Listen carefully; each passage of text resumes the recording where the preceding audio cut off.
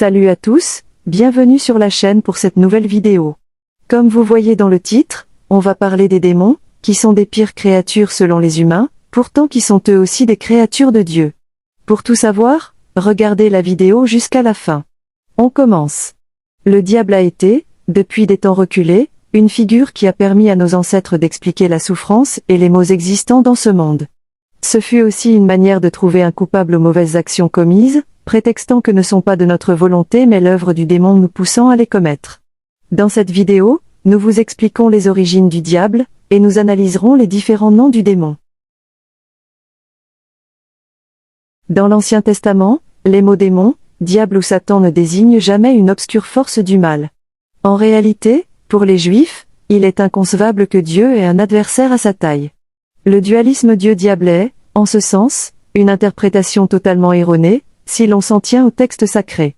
Bien que l'on parle aujourd'hui du diable comme d'un seul, il était question de démons, au pluriel, au moins depuis le IIe siècle, des esprits malins qui viendraient posséder certaines personnes.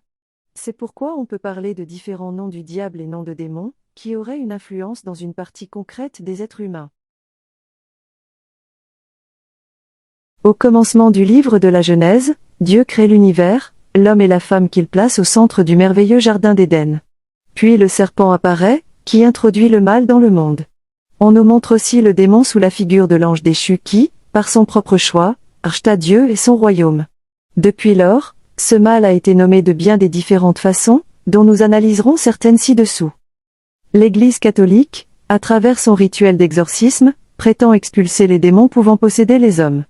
Lors d'un exorcisme, on demande au démon quel est son nom, puisque le connaître suppose prendre le pouvoir sur lui. Selon la tradition des premiers siècles et certains textes apocryphes, le diable serait un ange de lumière, Lucifer, qui, par orgueil et avide de pouvoir, voulut devenir comme Dieu, et se rebella contre lui. Expulsé du ciel et envoyé en enfer, il se convertit en Satan, le chef des démons. Lucifer est sans aucun doute un des noms du diable les plus populaires, et beaucoup de sectes lui vouent un culte.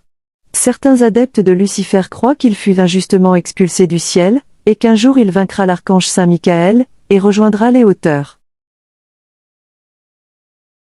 C'est l'un des noms du diable les plus connus. En hébreu, Satan ou Satana signifie l'adversaire, l'accusateur, de la même manière qu'étymologiquement, le mot diable renvoie à celui qui divise, le calomniateur. Dans la Bible, dans le livre de Job, Satan est présenté comme une personne réelle, vivant dans les sphères spirituelles invisibles, à la brutalité et la férocité énormes, et qui tend par sa nature à faire le mal.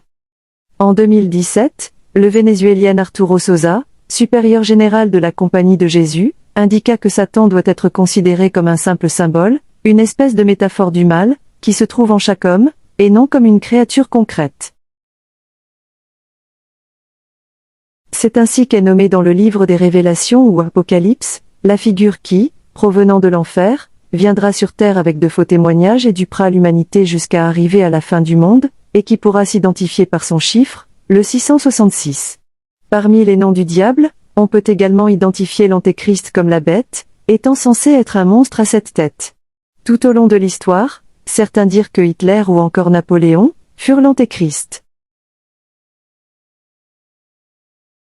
À l'origine, c'était le nom d'une divinité philistine, qui postérieurement, fut identifié comme un des 7 princes de l'enfer, et qui représente le péché capital de la gourmandise. C'est le nom d'un démon biblique apparaissant dans le livre de Tobie. Selon la tradition, l'archange Raphaël le captura et l'enchaîna dans le désert de la Haute-Égypte. Il est dit qu'il a 3 têtes, chacune différente, une de taureau, une de bélier, et une d'homme au souffle ardent. Bien que les démons soient supposés être des anges déchus et qu'en tant que tels, ils devraient être asexués, dans la Bible il est fait part de comment les anges eurent une descendance avec les filles des hommes, ce qui laisse entendre qu'ils ont bien un sexe.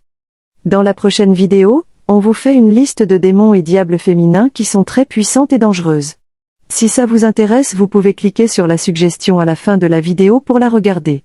On est arrivé à la fin de cette vidéo, dites-nous en commentaire, quel nom de démon dangereux dont vous en avez l'habitude d'entendre. N'oubliez pas de vous abonner à la chaîne pour ne pas rater nos prochaines vidéos. Au revoir et à bientôt.